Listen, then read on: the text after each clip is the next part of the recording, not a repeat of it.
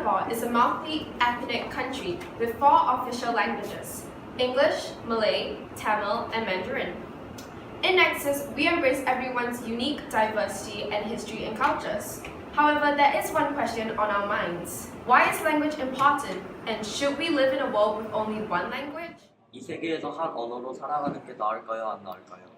According to debate.org, about 50% believe that we should all only speak one universal language. However, the other 50% would disagree.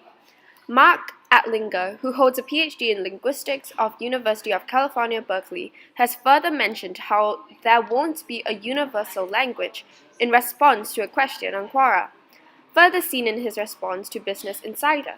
He mentions how throughout time, language changes. For example, depending on one's geographical locations, the same language can change in many different ways. It has thus become a general tendency for language to propagate and diverge throughout time. Language is further not just a means of communication, but of self-identity. Atlinger mentions, we know that people communicate modern ideas with their language. Subconsciously, they also communicate who they are and what they believe in and where they're from. So the obstacles to one language are similar to the obstacles to us all wearing the same clothes. Despite life being easier if we all had only one language, this does not tie into human nature and behavior.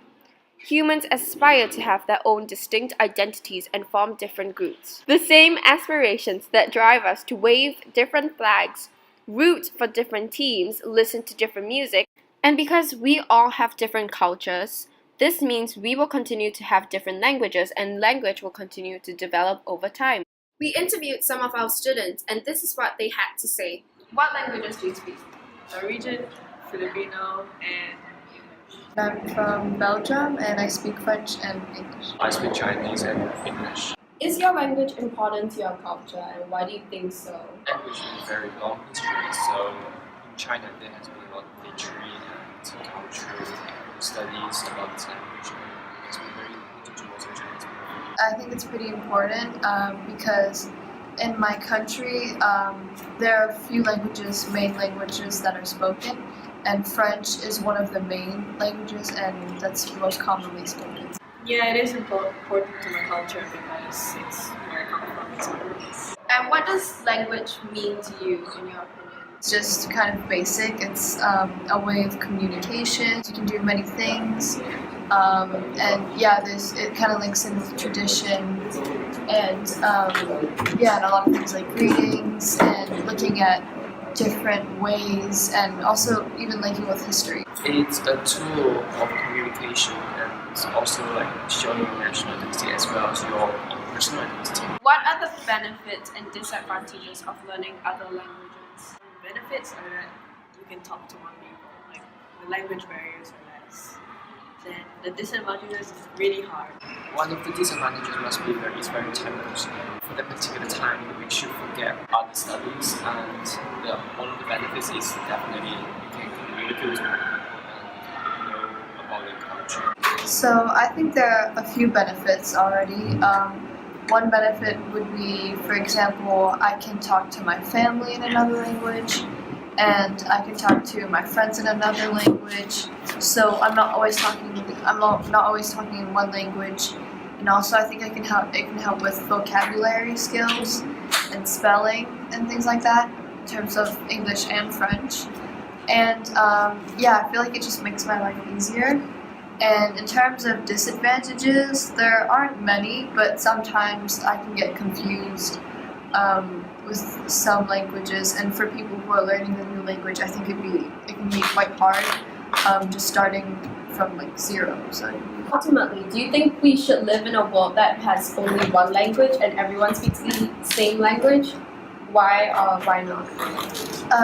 No, I don't think. I think we should keep the languages we have currently, and even some that are older, like Latin, for example, because it's interesting because we can find out so many things in terms of like history, geography, and I think just creating one big language would be really complicated. And there's some parts of the world, for example, rural areas, where people might not know about the current changes and everything. So I think that will be complicated to talk about it with them. No, because it's very important to for the world is diversity. That's why different cultures and how to use how the cultures work together. No, it's boring. Nating mabuhay sa isang mundo na may isang wika.